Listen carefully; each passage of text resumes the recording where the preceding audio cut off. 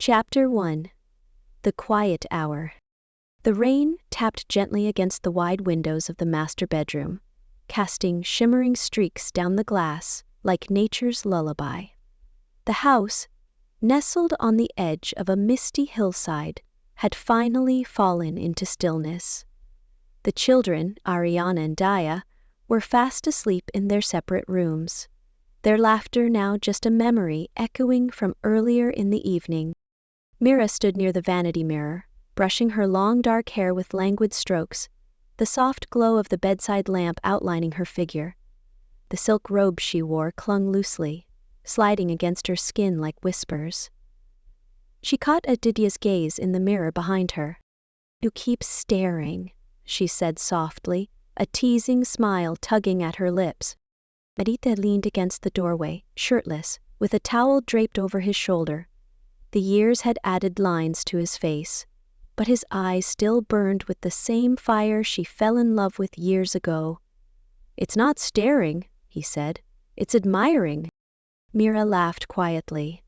It was a sound she hadn't made like that in weeks, maybe months.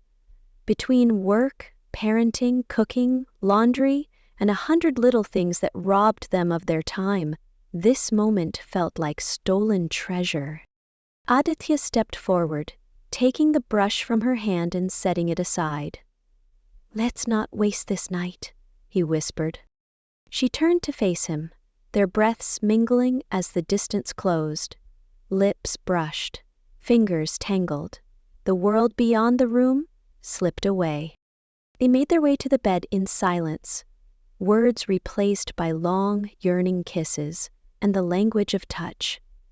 For a moment, it was just the two of them again, not parents, not professionals, just Aditya and Meera. Two people whose souls still craved each other. As the rain picked up outside, so did their rhythm. The room pulsed with warmth and need, skin to skin, heart to heart.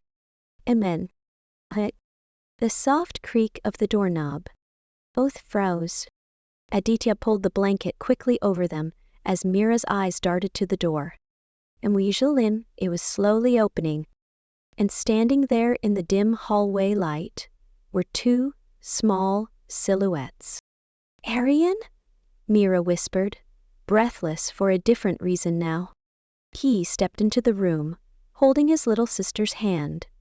Dia clutched a stuffed bear, her wide eyes blinking with sleepy confusion. "We saw her again," Arian said calmly, as if reporting the weather. Meera's heart stuttered. "Saw who, Beta?" "The lady behind the curtain," Dia mumbled. "She was staring at you." Meera and Aditya exchanged a look. "There's no one there, sweetheart," Aditya said gently. "You had a bad dream." But Arian shook his head. "She told us to check the door," she said. "You left it unlocked again." Aditya stood up, pulling on his robe. "All right, let's check it together. Come." As he ushered the children back to their room, Meera remained seated on the edge of the bed, her heart still racing, not from desire this time, but something else, something deeper. How did Arian know the door had been left unlocked? She hadn't told anyone that. Not even Aditya. Outside, the wind howled harder, shaking the window panes. And from the far end of the hallway, Meera thought, for just a second, she saw the curtain move, that no one was there, at least, not that she could see. Chapter 2. Shadows and Whispers. The next morning broke gray and cold, the rain having left behind mist that curled around the trees outside, like fingers reaching inward. The usually cheery home felt oddly still, as if something in the walls had absorbed the previous night's strange moment and was holding its breath. Meera stood at the kitchen island, stirring coffee absently. She watched Arian and Dia at the dining table, coloring in silence, something rare for them. Arian was focused on a page, his small hand dragging a dark crayon back and forth with rigid strokes. Aditya came in, buttoning his shirt. He kissed Meera on the temple and reached for his mug. "Rough night," she murmured. He nodded. "I checked the whole house after they fell asleep. All the doors and windows were locked. No one was there. But he said, we left the bedroom door unlocked." Aditya exhaled. "It's probably something he overheard. You always remind me to lock it when we're about to—" She looked at him sharply. "Not last night." He paused, holding his coffee mid-air. "What? I didn't say anything last night. I didn't even think about the lock." Their eyes met. Before either could say more, Dia's soft voice broke the silence. "Look, Mama, I drew the lady." Meera turned. The page was smeared in dark colors, but the figure was clear. A tall woman with long hair, standing behind curtains, 2 black dots for eyes, and a mouth drawn like a red slash. A chill crept up Meera's spine. "Where did you see her, Dia?" "In your room. She was looking at you. Ariane saw her first, then she whispered in my ear." Meera crouched to Dia's level. "What did she say?" "She said, you forgot her." Aditya set his cup down hard, coffee sloshing. "Enough of this ghost talk," he said, forcing a lightness in his voice. "Let's finish breakfast. We'll go for a drive, okay? Some fresh air will do us good." But Meera couldn't shake the unease. Forgotten her? After breakfast, Aditi took the kids for a short drive through the winding hills. Meera stayed behind, claiming she needed to clean up and rest. As soon as the house was empty, she headed to the bedroom. She opened the closet and pulled down an old cardboard box from the top shelf. Inside were remnants of her past, college notebooks, old letters, photographs, and at the bottom, a small diary with a faded pink cover. She hadn't opened it in years. Flipping through the pages brought back a flood of memories, some warm, others sharp. She stopped on a page halfway through. There it was. "I keep seeing her. The woman from the lake house. I don't know who she is, but she's always behind the curtain, watching, waiting. I think I've brought her with me." Meera's fingers went cold. She had written those words 10 years ago, the summer after she stayed at her aunt's abandoned lake house, the summer before she met Aditya, and she had never told anyone about them. Chapter 3. Beneath the Surface. Aditya returned home just after noon, the children skipping ahead of him with fresh juice boxes and rosy cheeks from the chilly wind. Meera was in the living room, curled up on the couch, the diary now hidden beneath a cushion. "Kids had fun," he said, flashing a smile that didn't quite reach his eyes. "We found a small shop by the gas station, sold these little wooden animal toys. Dia made me buy 3. Meera managed a faint smile but didn't get up. Aditi tilted his head. "You okay?" She nodded. "Just tired, headache." He sat beside her and gently touched her cheek. "Last night rattled you. "Oh, hell, I didn't think it would," she whispered. "But, Adi, the kids, the drawings, that voice Dia said she heard. It's not just dreams." Aditya hesitated, his thumb brushing her cheekbone in slow circles. "Kids have vivid imaginations. We did too, remember?" "I found something," she said quietly. He raised an eyebrow. She slid the diary from under the cushion and handed it to him, already open to the page. Aditya read the entry slowly, his brow furrowed. "You never told me about this," he said. "I thought I imagined it. I was stressed that summer, living alone. I chalked it up to paranoia. But when Dia described the woman, it was her. The same one I saw back then." He closed the book and leaned back, sighing. "You think this is the same Spirit? Ghost? From your dreams 10 years ago? I don't know what I think. But something is happening. I feel it. She was behind that curtain last night, I swear it. There was a long silence between them.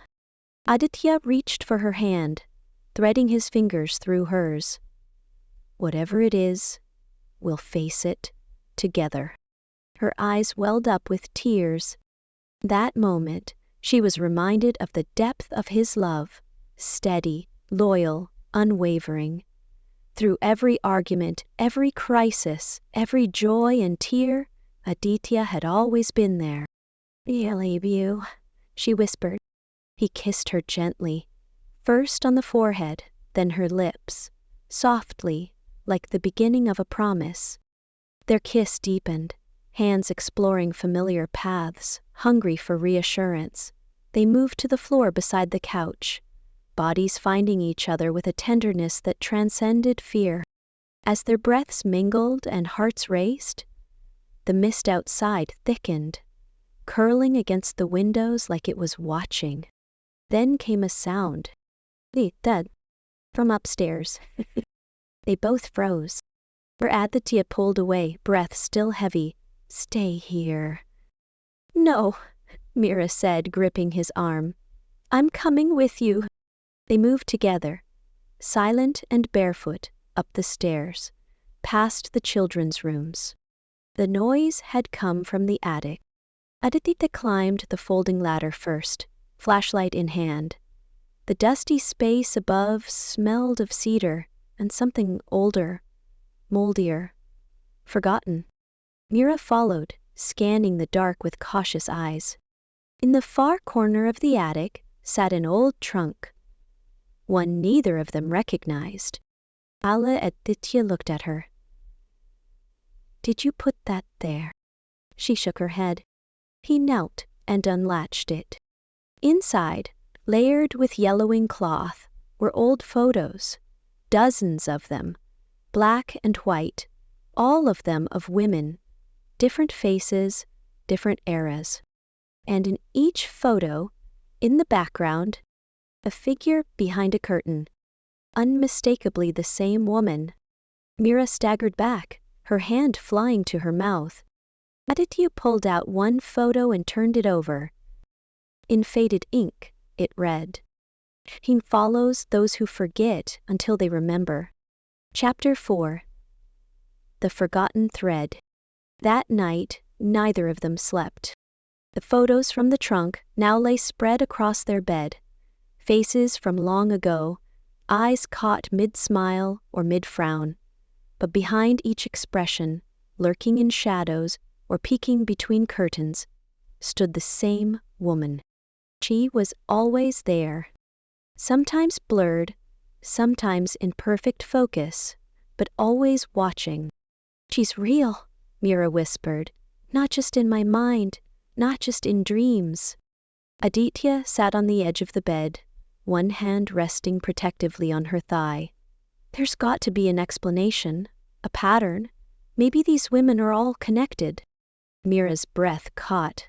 What if they all saw her? What if she came for them too? Aditya stood, running his hands through his hair.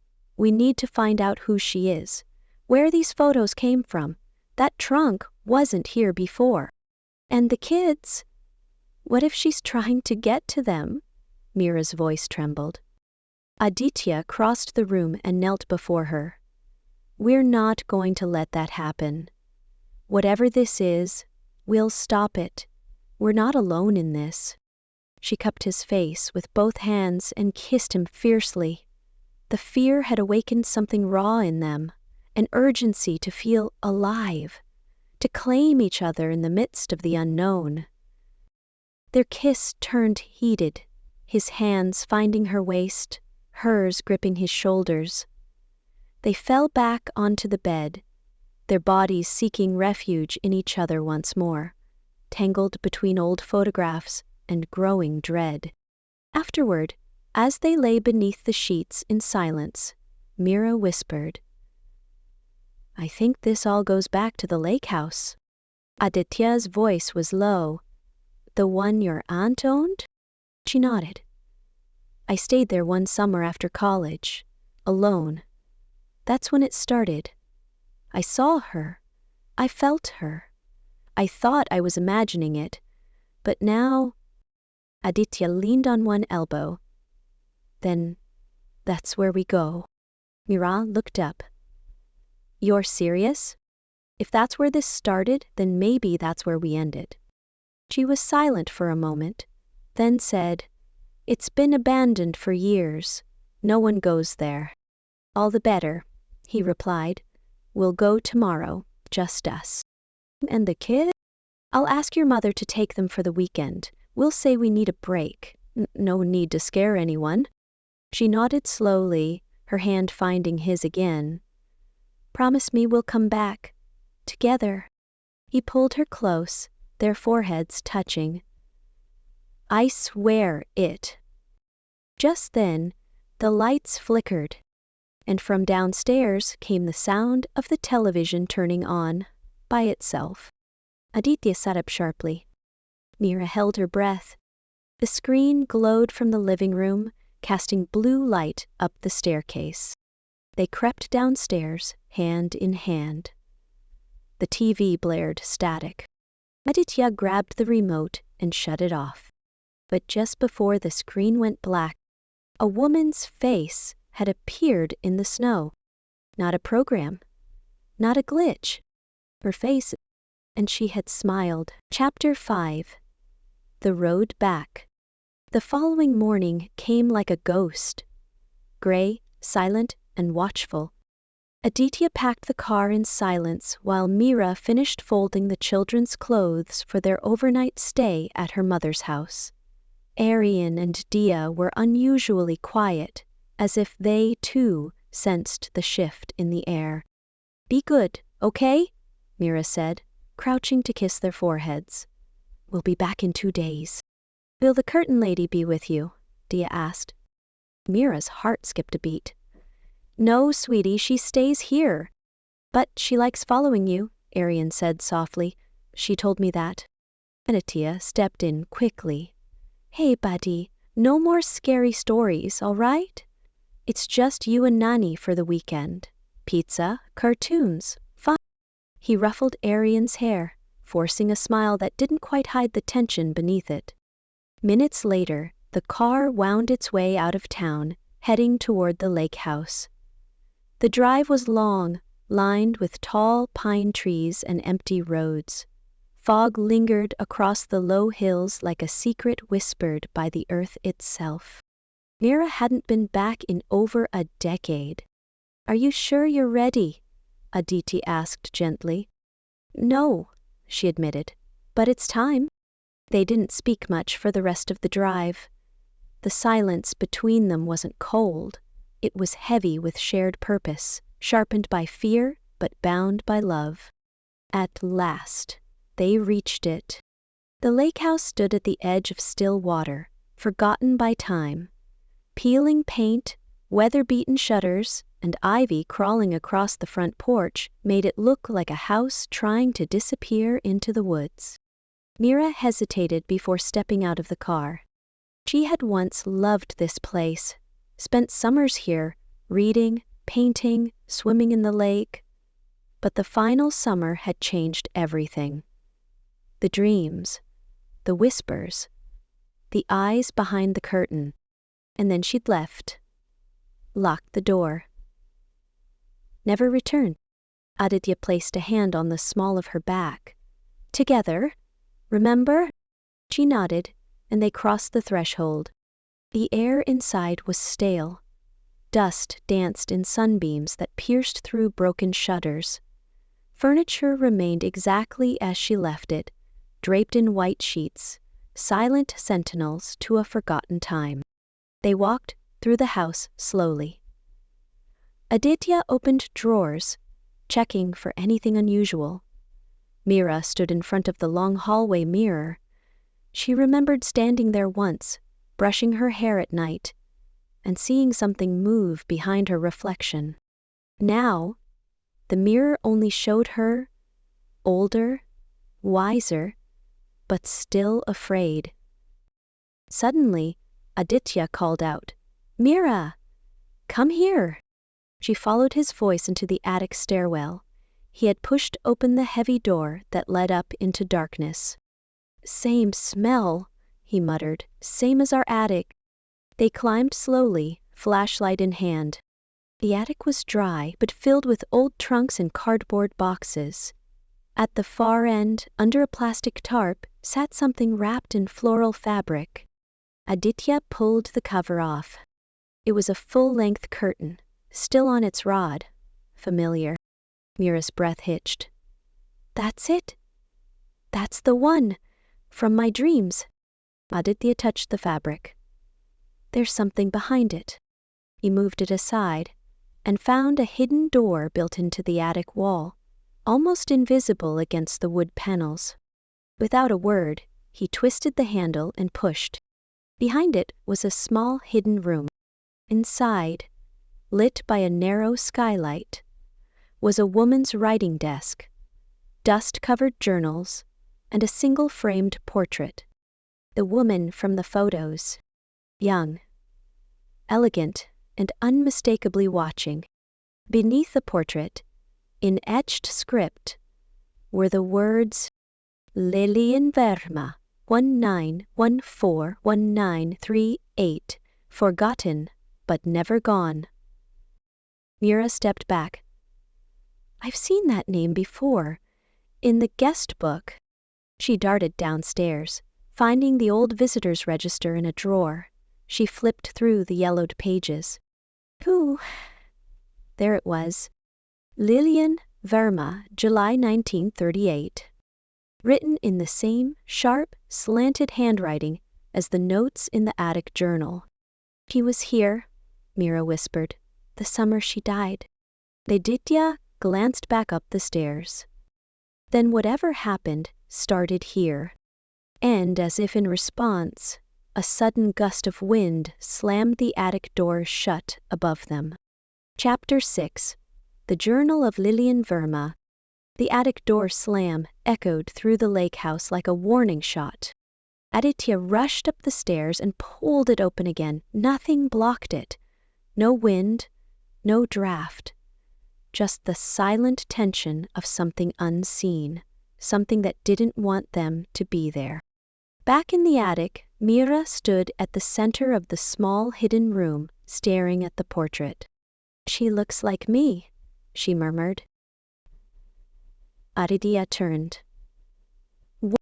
Meera picked up the photo frame and angled it under the dim skylight. "Not exactly, but there's something in the shape of her eyes. The mouth, it's like a distant reflection." Aditya frowned. "Maybe a relative? A great-aunt? The name Verma?" Meera shook her head. "No one in my family ever talked about her. I would have remembered." She turned to the journals. The top one was bound in cracked leather. Meera opened it carefully. The ink inside had faded, but the words were still legible. July 5th, 1938. "They say the lake is cursed, but I do not fear curses. I only fear being forgotten." She flipped to the next page. July 8th. "I see her in the mirror now, a version of me, but older, tired. Her eyes are mine, but they know things I do not. Is it madness to believe the future is watching me?" Meera's fingers trembled as she read, glancing through the forgotten, meaningless, and psycho-bleak.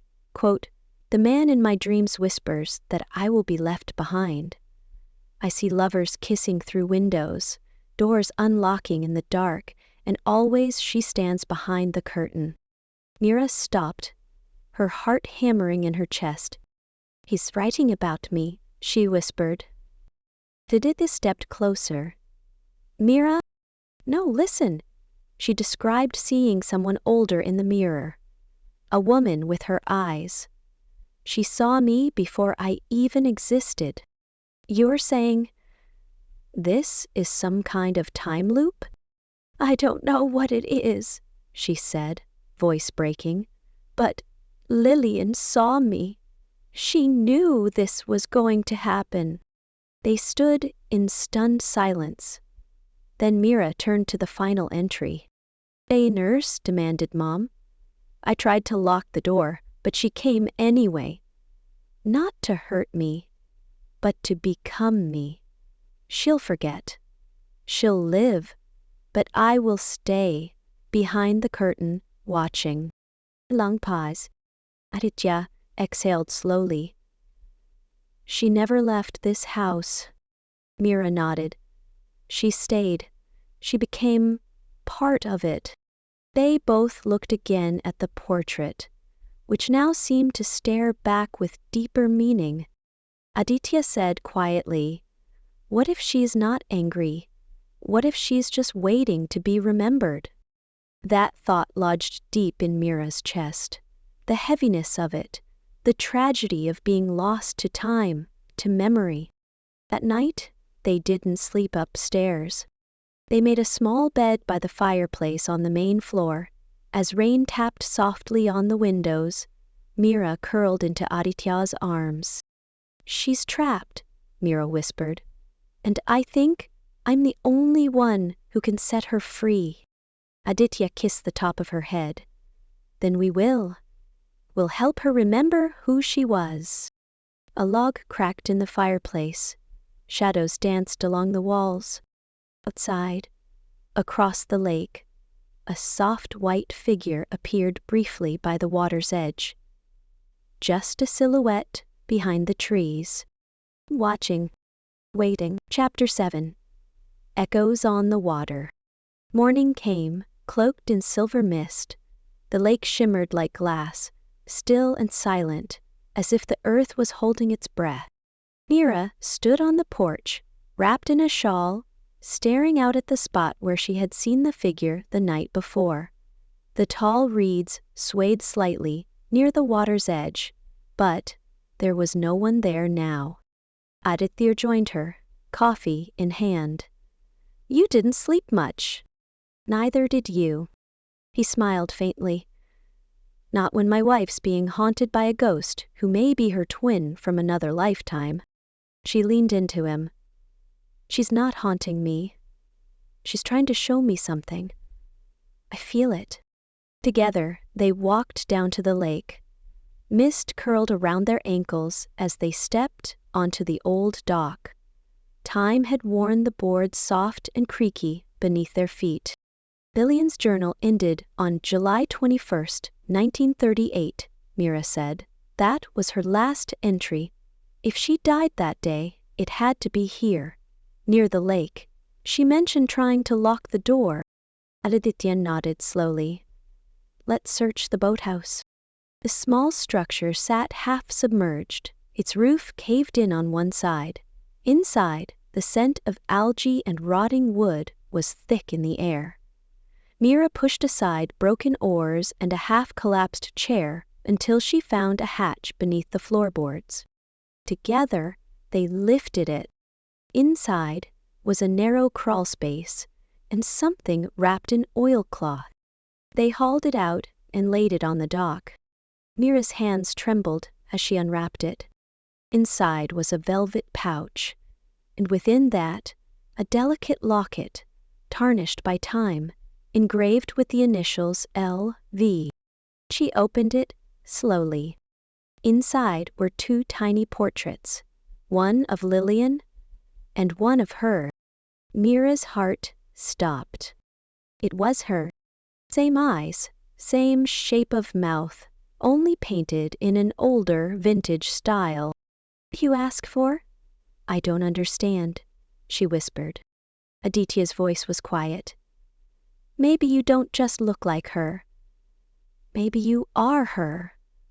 Reborn. Returned." The wind stirred, and the lake rippled suddenly, as though something deep beneath its surface had shifted.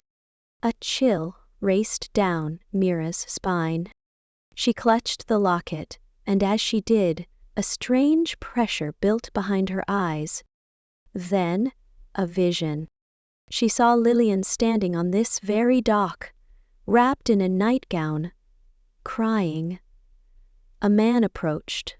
Tall, shadowed, he held her face, kissed her, and whispered something. Then he turned and left, and Lilian stepped off the edge into the water. Meera staggered, gasping. Aditya caught her. "What did you see?" "She wasn't murdered. She jumped. Out of sorrow, because she was left behind." She turned to him, tears spilling. "And I think she's been trapped ever since, because no one remembered her. She needed someone to see her, to feel what she felt."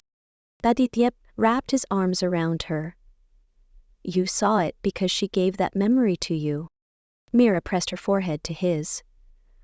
"I need to do something. A ritual, maybe. Or a goodbye. She needs closure." Aditya kissed her gently, grounding her. "Then let's do it. Tonight." That evening, they built a small pyre by the lakeside. Old pages from the journal, pieces of Lillian's velvet dress, and the locket.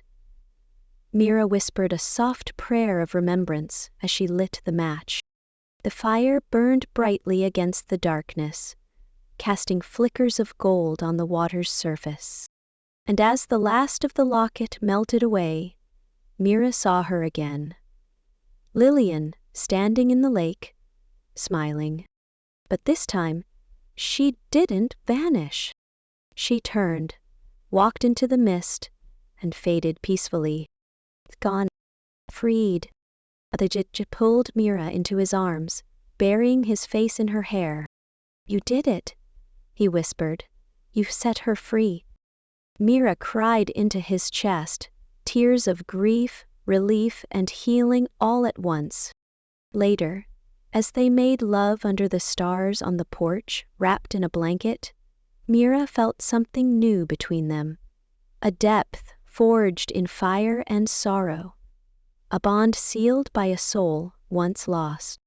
And finally, in the stillness of night, peace settled over the lake house. But back home, a child's bedroom curtain stirred, and a whisper followed the breeze. Not forgotten, yet. Chapter 8. The Shadow That Stayed.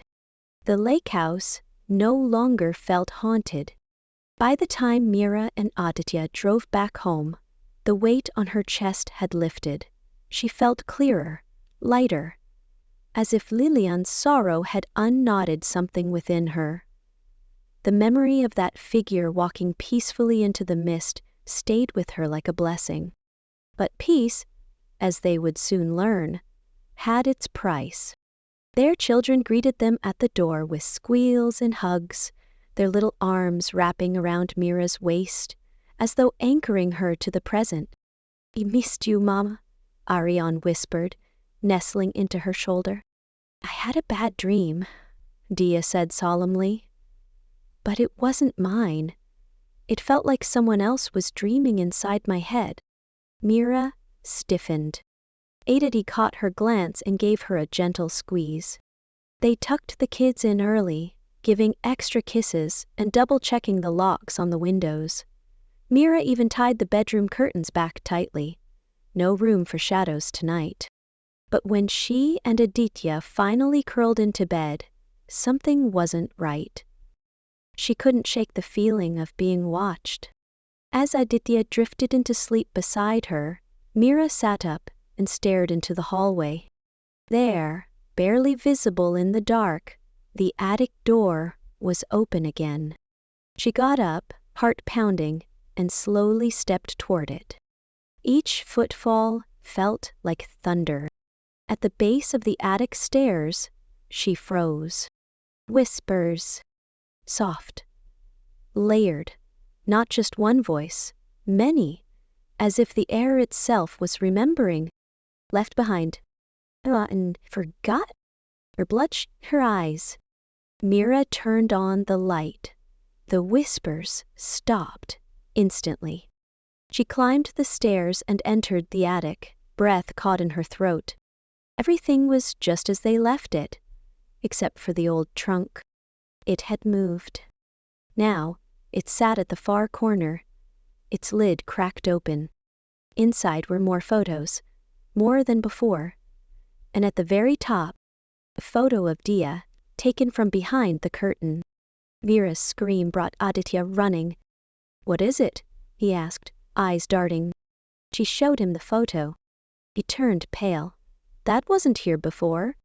How was I supposed to react to this news? Or maybe this was never just about Lillian." Aditya reached into the trunk and pulled out something new. A sheet of paper folded in quarters. On it, written in handwriting eerily similar to Meera's, "The key is in the bloodline. She returns through the daughters." The words hit Meera like ice water. "Lang, she's not done," she said. "She's passed on now. Into Dia." Aditya's voice cracked. "We broke the curse. We saw her leave." "No," Meera said, gripping his arm. "We opened the door." And in that moment, from downstairs, Dia's voice rang out, not frightened, not sleepy, but singing. A lullaby no one had taught her. A song from 1938. Meera and Aditya stood frozen at the top of the stairs. "She's awake," Meera whispered. At this time, she wasn't just watching. She was becoming.